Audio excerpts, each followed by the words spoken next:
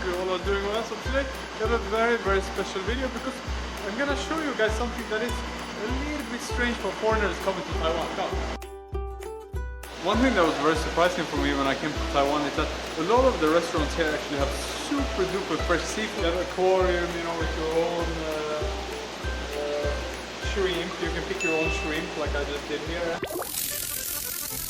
Voila, he is clean. In Sweden, like, we have a lot of good restaurants, but we don't have this kind of super duper fresh seafood as you guys have here.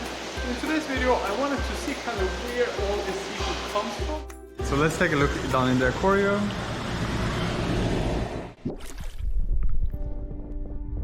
Okay, so we made it to one of the clam fisheries in Taichi now. Taichi is maybe not as famous as Taipei or Tainan, but it's actually the place where a lot of the clams and oysters of Taiwan is being farmed.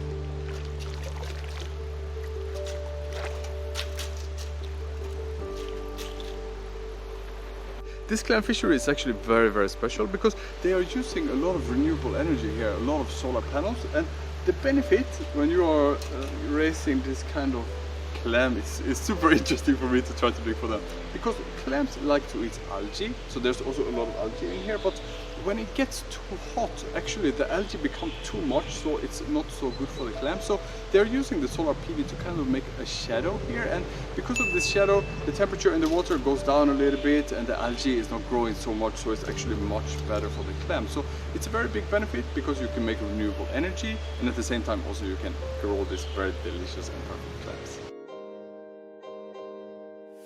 This clam fishery is doing experiments with different amounts of solar panels, for example covering 40 or 70% of the roof, to see which one is creating the best environment for growing clams.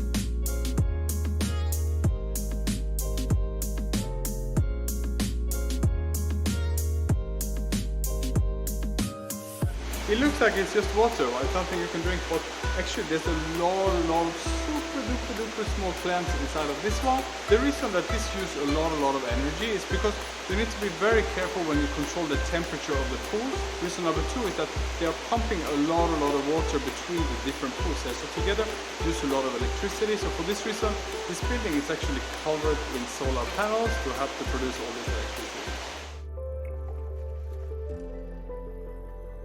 I think it's very interesting in Taiwan these days because Taiwan is really pushing for renewable energy, and they want to have 20% of renewable energy by 2025. So one very good way is of course to work together with the companies and see if, you know, there's some roof that you can use for PV, and maybe even have like some added benefit like here that you give some shadowing for the clams and also can like increase the growth of clams. So for me, you know, my background is in engineering, and from this perspective it's very interesting to see these kind of combinations.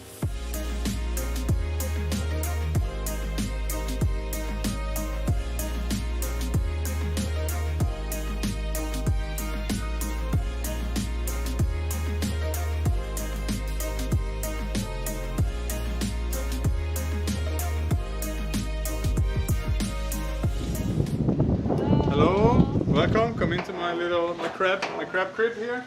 So I'm raising about 50 crabs here, my little army of crabs. And this can just see, it seems like any kind of container, you know, for raising crabs, but this container is actually very special. On top of the container there's the 15 kilowatts of solar panels, and this generates renewable energy that can be used to provide electricity for pumps, air conditioning, lights, the freezer, warming equipment, and water quality monitoring equipment for the crabs. Okay, so it's time to feed my little crab army here, my little crab babies, and today's product is fish. So I'm gonna see if they like this fish.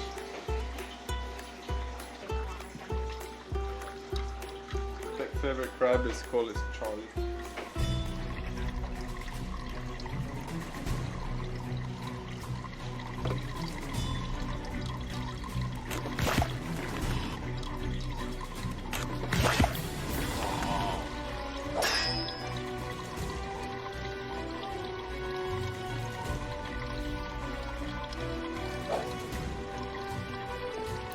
This crab is really so powerful. The solar PV on the roof of this container is 15 kilowatts, and it's not only enough for this container, you know, for the light and taking care of the crabs and the pumps, but it's also actually enough to give electricity to the ponds around here, and even to give electricity back to the grid. Because they also have batteries, so on those days or those times when there's not so much sunshine, they can use the electricity that is stored in the battery, and the whole crab farming system can continue to run on renewable energy. Except for the PV container, the Maritime Research Center is researching a number of ways to make the breeding of crabs more sustainable. One way is to use floating PV on top of the crab pools to use the space in the most efficient way possible. Okay, so I am here now with the director of the Bureau of Energy, Mr. Yo, and I want to ask you some questions about what we have seen today. What is the current goal for renewable energy and solar PV in Taiwan?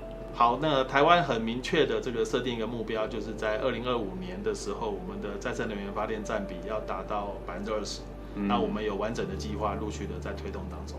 Oh, okay, okay. And how come you pick the fisheries to do this together with renewable energy? 做这个渔电共生，主要考虑是因为我们台湾地狭人稠，对，那我们土地资源很有限，所以我们一定要想办法一地多用。像渔电共生就是一个很好的例子。那其实持续的养鱼，上面可以来做太阳光电板，让它创造土地的价值，也能够维持农民的收益，那又能够有这个绿电。Okay. Yeah, I think it's really, really interesting, and I'm also very interested to see, you know, how this is going to develop in the future and how it's going to work out. So, thank you so much for being in my video today, answering my questions.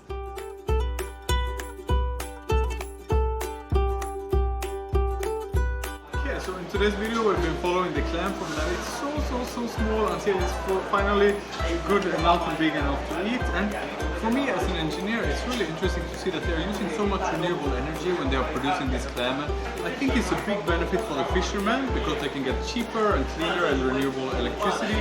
And also for the clam, it seems that the climate can be a little bit better. And if you guys want to know more about the Ministry of Energy and their work with renewable energy in different fields, it will be linked down there in the description. Now finally it's time for me to try this clam.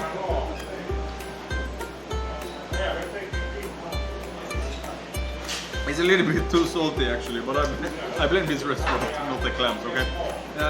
Anyway, also please remember to subscribe to my channel. Thank you so much for watching today. I will see you all next time. Bye bye.